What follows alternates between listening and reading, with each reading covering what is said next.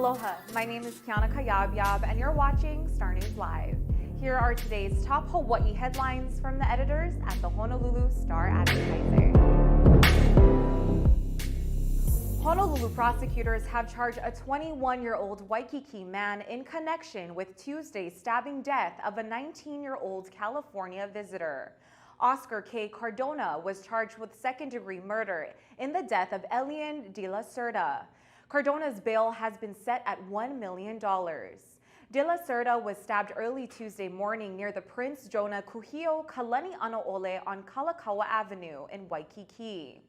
Police say De la Cerda and his 23-year-old friend were confronted by a group of people and a fight broke out. De la Cerda was stabbed in the upper body and died of a stab wound to the chest. Honolulu police officers arrested Cardona near the scene of the stabbing Tuesday evening. Anyone with information about the stabbing is asked to call Crime Stoppers at 955-8300. Hawaii health officials reported 69 additional coronavirus infections today, bringing the state's total since the start of the pandemic to 36,471 cases. There were no new fatalities reported today, so the state's virus-related death toll remains at 501. Today's new infection cases include 27 on Oahu, 25 on the Big Island, 13 on Maui, and 4 Hawaii residents diagnosed outside the state. State officials reported 2 additional COVID hospitalizations today. As of Thursday, there were 35 COVID patients in Hawaii hospitals, with 10 of them in intensive care beds and 6 on ventilators. Mayor Rick Blangiardi's nominee to fill a vacancy on the Honolulu Police Commission has withdrawn his name from consideration. The withdrawal today comes just 2 days after nominee Larry Ignace told the city council that he doesn't believe racial discrimination exists in Hawaii. Ignace was asked at a Wednesday city council meeting whether there is racial discrimination in Hawaii. The 77-year-old Ignace said he hasn't seen any discrimination in his more than 30 years in the state. Council members reacted strongly to his comments, calling them out of touch, upsetting, insensitive, and ignorant. Blangiardi says he is now looking for a replacement candidate and will no longer limit his search to former law enforcement officers like Ignace. The attorney for the family of I Remember CICAP says a 16-year-old boy was shot in the back of the head and shoulders by Honolulu police last month. Attorney Eric Seitz told the Star-Advertiser that records from the Queens Medical Center, where CICAP was pronounced dead, show that he was shot once in the back of the head, twice in the back of one shoulder, and once in the back of his other shoulder. Seitz is representing CICAP's family in a wrongful death lawsuit against the city and the police officers who shot the unarmed boy. The Honolulu Department of the Medical Examiner has not released an official cause of death or the autopsy report despite a request made more than a month ago by Seitz. The Honolulu Police Department has also refused to release any body camera footage from the April 5th shooting of CICAP. A coronavirus outbreak at a Big Island jail continues to grow as officials scramble to contain the spread among inmates and employees.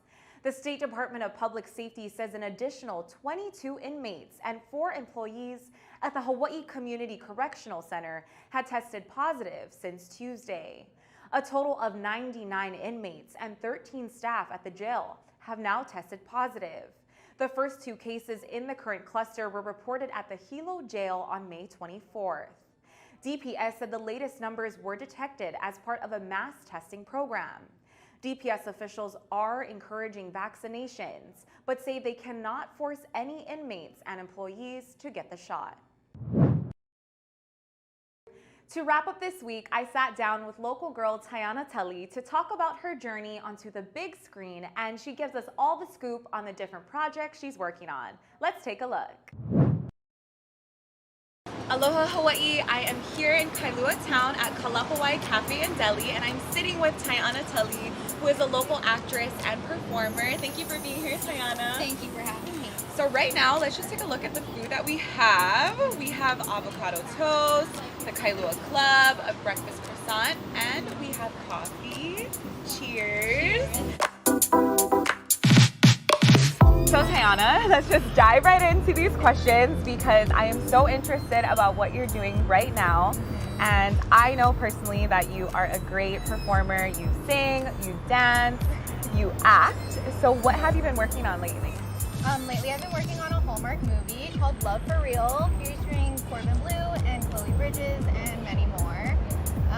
So I'm really excited about that. Can you tell us a little bit about the movie, or is it kind of... Basically, it kind of revolves around a reality show, a dating reality show, kind of like The Bachelor. And it's about these two girls who go on the reality show with their own agenda, and they're met with a few surprises. Ooh, so excited to watch. And then you just finished another movie, Aloha Surf Hotel. That was in local consolidated theaters or local theaters? Yes, it was in both consolidated and Regal. So it just finished its run at the Dole Cannery Theaters. Not sure where it will be next, but yeah, Aloha Surf Hotel was fun. It was featuring Augie T and Branscombe Richmond. That was filmed on Maui, and it was about a aspiring pro surfer and a washed up pro surfer and their journey to save a family run business. So it was very relatable to Hawaii and the locals here. For the full interview, head over to the Honolulu Star-Advertiser's YouTube page and don't forget to subscribe to our channel. For more on these stories and all the latest headlines, subscribe to the Honolulu Star-Advertiser. Visit Hawaii's top source for breaking news online at Star-Advertiser.com and download the Star-Advertiser mobile app.